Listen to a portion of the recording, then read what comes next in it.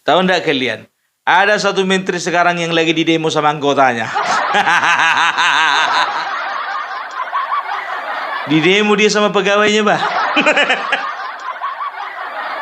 Kawan-kawan, ndak takut kalian dimutasi? Udah keras kalian. Nggak perlu lagi gaji sama kalian. Aduh, tapi kita acungi jempol lah dengan keberanian orang ini lah. Mantap. Ya, nggak peduli mereka dengan masa depan mereka, yang penting demo. Nama kementeriannya adalah Kementerian Pendidikan Tinggi, Sains dan Teknologi. Kalau misalnya disingkat itu menjadi Kemendikti Saintek, ya. Nama menterinya adalah Bapak Satrio Sumantri Brojonegoro. Ada yang kenal nggak? Tapi kalau wakil menterinya kalian pasti kenal, Stella Christie. Wakil menterinya kenal kalian kan? Tapi menterinya nggak kenal.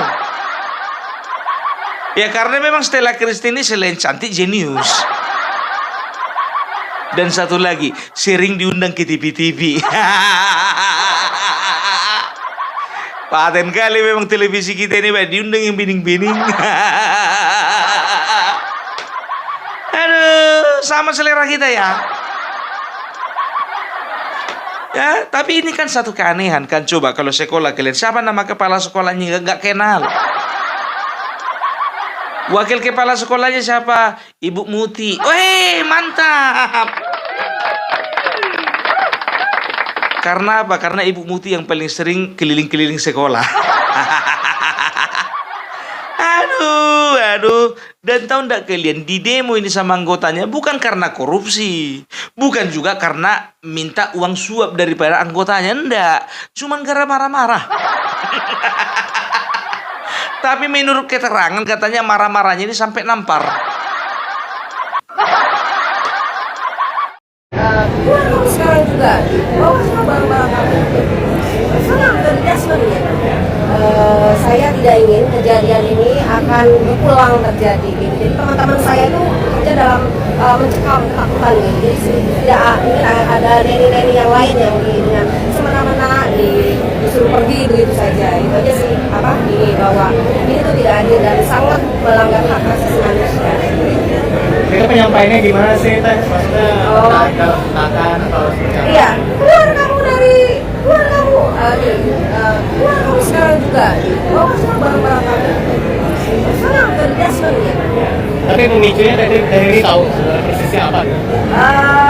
Yaitu saya sih istilahnya udah ditandain ya, ketika pertama kali masalah meja itu salah di ruang beliau. Sebenarnya minta ganti aja. Semenjak itu saya dipanggil gitu, kamu sekarang lu nggak tahu salah, saya pecat kamu gitu. Jadi udah ini saya diumpetin sama pimpinan sebelumnya kan. Tapi mungkin karena saya juga kan harus melaksanakan tugas, mengatur tata letak apa segala macam gitu. Jadi mungkin kelihatan juga. Mungkin itu masih ada. Aduh, tapi nggak tahu lah ya, entah betul entah tidak, ya kan, karena memang sudah, kalau misalnya 1-2 orang yang melakukan aksi, mungkin kita kurang percaya, ini banyak kali. Ya, biar tahu kalian, ya sebelah sana mengatakan bahwasanya, Opung, coba kau tengok dulu, menteri itulah pilihan daripada si Mulyono. Disalahkan lagi Bapak Jokowi, kalah apa? Sebuah apa-apa disangkut pautkan sama Mulyono. Aduh. Jujur aja lo ku bilang ya, kalian itu tolonglah kasihani diri sendirilah. Nggak perlu kalian komentari. Dan tahu ndak kalian ya, sebelum masuk ke Bapak Satrio ini, ya kan, aku sebetulnya agak kasihan juga itu kemarin sama Stella Christie. Kenapa bilang ya? Karena ada salah satu politisi dari PDIP, namanya Sofyan Tan dari Dapil Sumatera Utara, mengatakan bahwasanya Stella Christie ini sudah diimpor dari Cina.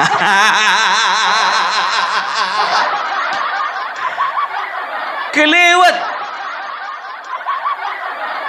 ada itu kalau kalian tengok di TikTok itu ada pernyataan dari Sofyan Tan. Ya ketik aja. Sofyan Tan mengatakan Stella Christie diimpor dari Cina. Terus nongol itu. Presiden yang suka pendidikan, presiden yang memiliki perpustakaan yang begitu mewah dan besar dan tiap hari baca buku, nanti tinggal minta Pak Fadrijon kasih sentilan dikit, jadilah dana itu untuk KIP kuliah untuk dipertimbangkan. Dan menurut saya ini adalah faktor. Tetapi kita juga penting sekali Tridharma itu kayaknya nggak seimbang, Pak. Penelitian kita itu kurang, ya. Kalau yang lain oke udah, ya.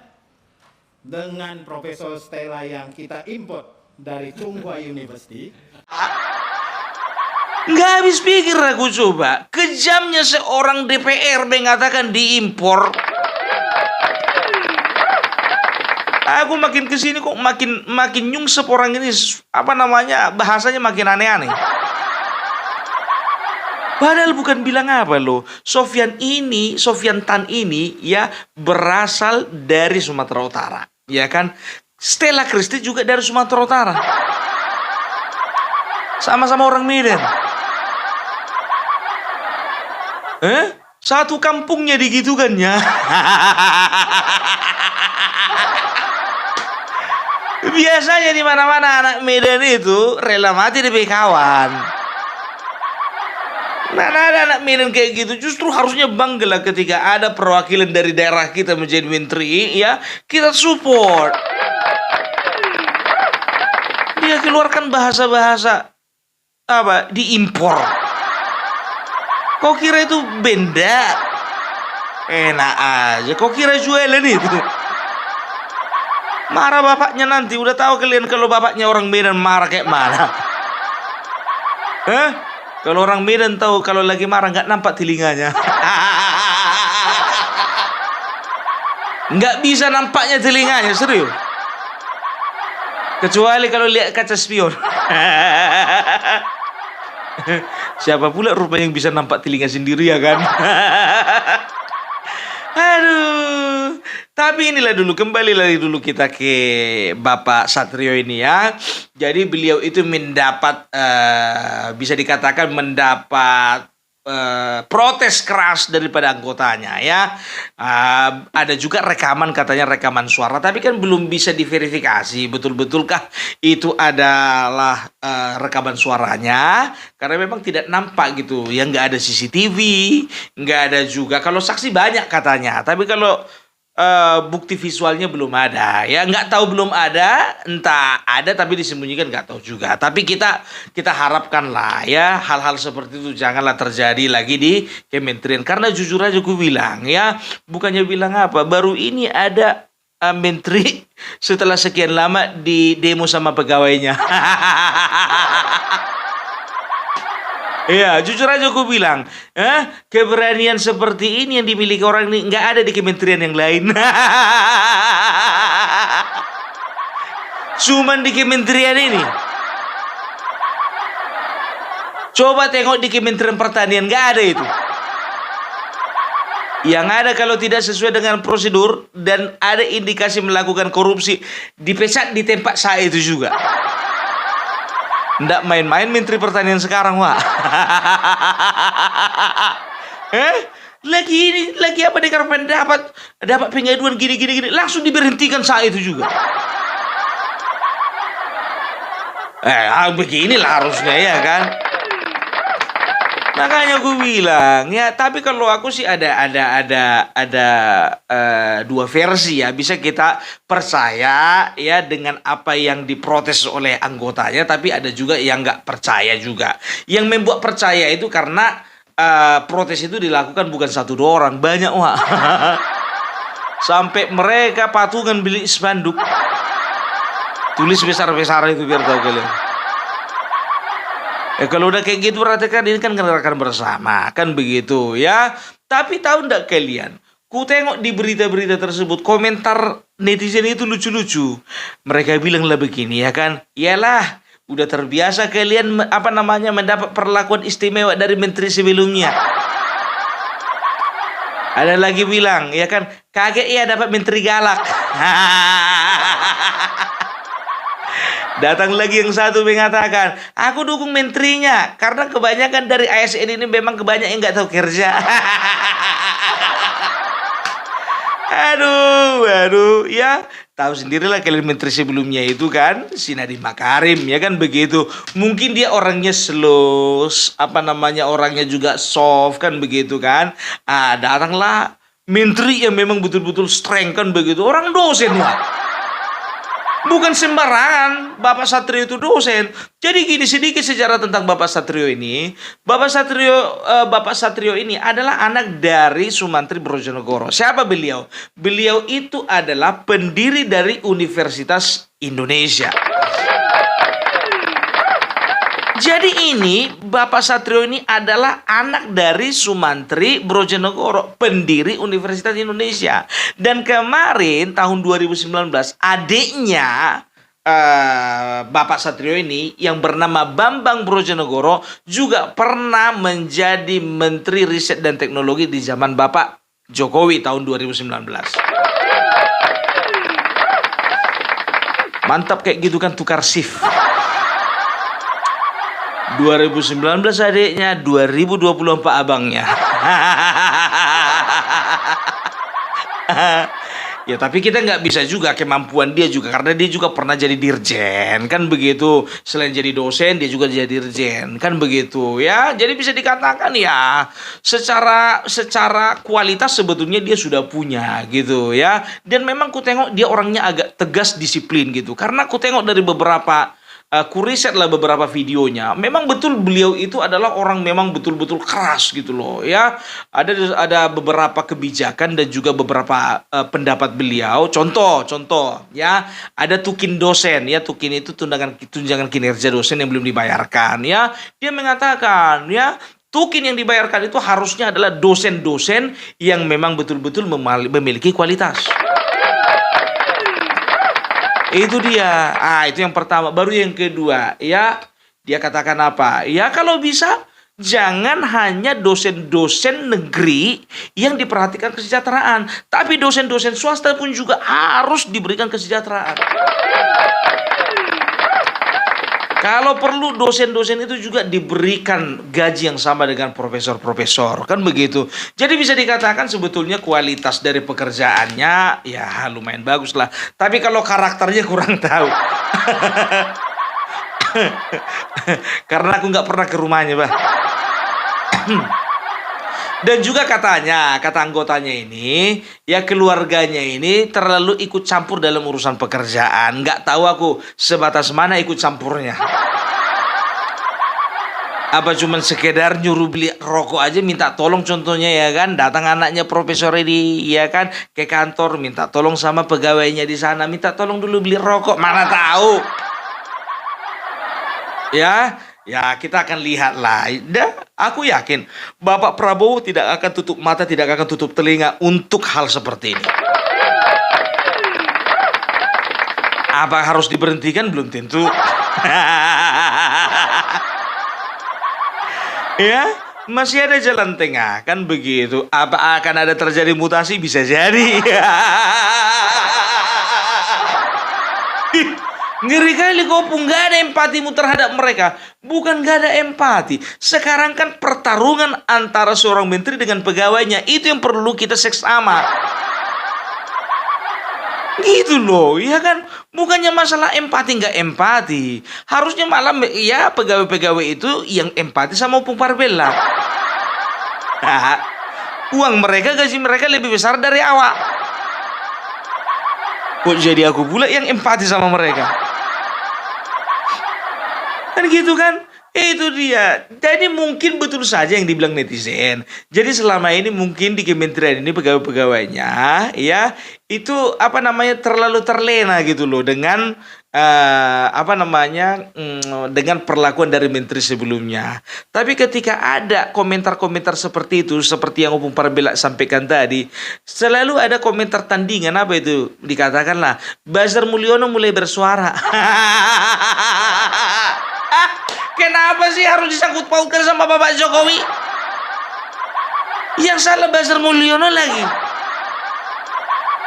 Ini kita sedang berbicara tentang menterinya Bapak Prabowo, bukan Bapak Jokowi. Aduh. Ya makanya aku bilang, ya kita nggak tahu nanti seperti Gus Miftah contohnya mendapat teguran dari Bapak Prabowo lewat sekretaris kabinet, kita nggak tahu juga, ya kan. Cuman kan waktu itu Bapak Gus Miftah kan dia mengundurkan diri. Kita lihat aja. Tapi kalau dari model-modelnya sih nggak akan mengundurkan diri nih. Nggak mengundurkan diri nih. Ya, itu dia. Ya karena memang ya beda memang kalau orang-orang sains ini beda. Menghadapi masalah itu ya, kalau dia katakan benar ya benar gitu. Di mana-mana orang sains mengatakan 2 tambah 2 tetap 4, nggak pernah berubah jadi 5. Kita orang ekonominya 2 kalau bisa 2 tambah 2 bisa 10. 2 tambah 2 kalau bisa langsung loncat jadi 100. Prinsip ekonomi, Pak.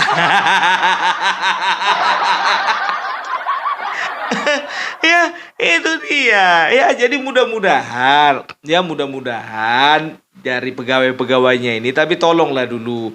Seharusnya bikin dulu sebuah sebuah diskusi dulu kalian. Janganlah langsung kayak gitu kalian langsung main main demo-demo. Ya kan begitu. Tapi kalau memang nggak bisa juga memang harus demo, ya udahlah, lanjutlah, gaskanlah. Tapi pastikan nasib kalian, Mbak. Gawat, Wak. ASN, Wak. Bukannya bilang apa, diberhentikan kalian semua, banyak yang antri. Berani kali orang ini, Pak, jujur. Kalau aku bilang, kalau misalnya sempat aku ada di dalam, nggak akan mau aku demo. Karena apa? Sempat aku dimutasi coba. Masih mending mutasi pesat. Pusing dah gua. Aduh. Ya tapi itulah dia. Ya kan orang kan juga punya kepemimpinan yang beda-beda ya. Tapi kalau bicara main tangan kan bukan cuma Bapak Menteri aja main tangan ya kan, kalau masalah itu. Ada juga salah satu anggota dewan yang kemarin juga terkenal karena main tangan. Tapi dia nggak terpilih lagi. Jadi memang kayaknya gitu loh, kayaknya ya perlu pendidikan karakter ini.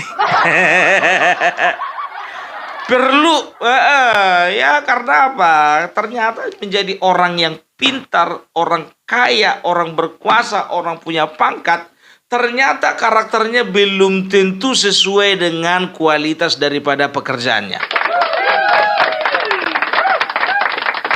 Iya, Pung, kau nggak takut kau, Pung? Padahal itu menterinya Bapak Prabowo loh. Ya sekarang begini, sedangkan menterinya Bapak Jokowi kemarin Budi Ari yang juga ketua Projo juga ku komentari. Apalagi ini nggak ada ormasnya. Sedangkan menteri ketua ormas ku komentari. Apalagi seorang bapak ini nggak ada ormasnya, aman lah. Iya kan, tapi kan kita kan semuanya untuk kebaikan. Itu dia. Coba bayangkan kalian ya, tengok Budi Ari itu sampai sekarang nggak dipecatkan, malah terpilih lagi dia jadi menteri. Memang gitu kita orang-orang bawah ini, agak serba salah kita ngelawan orang di atas.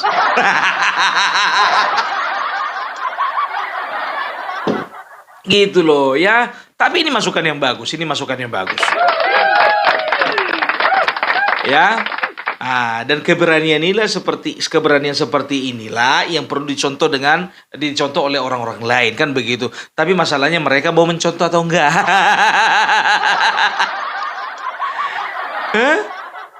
Kalau sempat menterinya kayak Bapak Amran, Menteri Pertanian itu loh.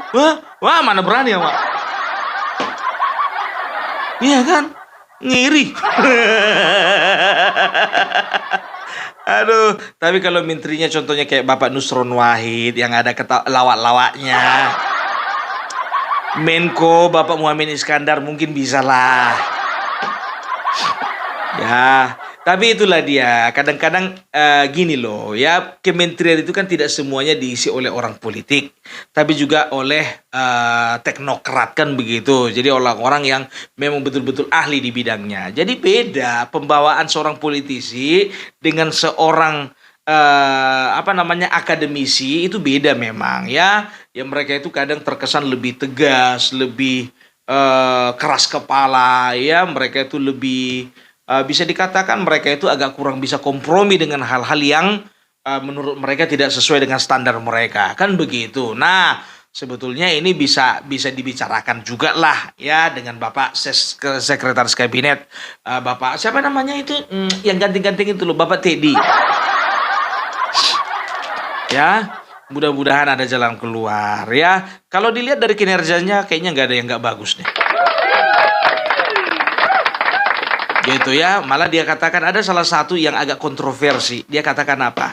Ya, kita kekurangan dokter. Tapi satu hal, jangan pernah lagi diberikan izin kepada fakultas baru untuk membuka universitas baru untuk membuka fakultas kedokteran. Loh, kok bisa seperti itu? Pikirku begitu kan? Apa dia bilang? Yang perlu kita tingkatkan adalah kuota mahasiswanya.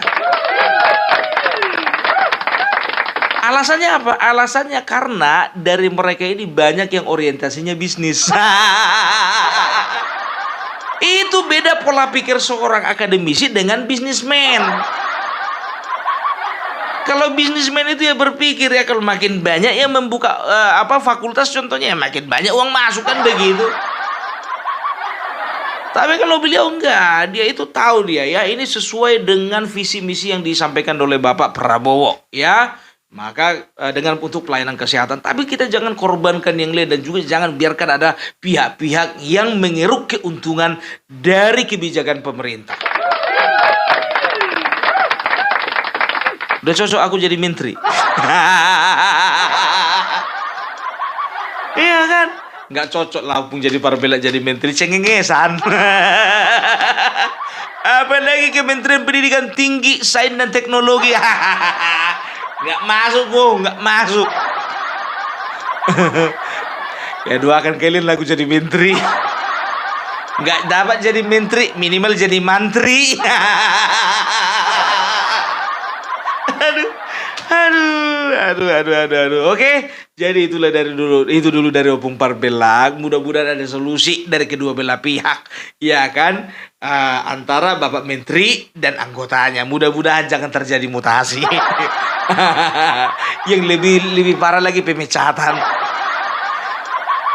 Kalau memang betul terbukti Pak, ya udah Bapak terimalah konsekuensinya, ya kan? Karena ya itu melanggar hak asasi manusia. Ya, oke. Jadi itu dari Opung Parbelak. Salam NKRI, NKRI harga mati.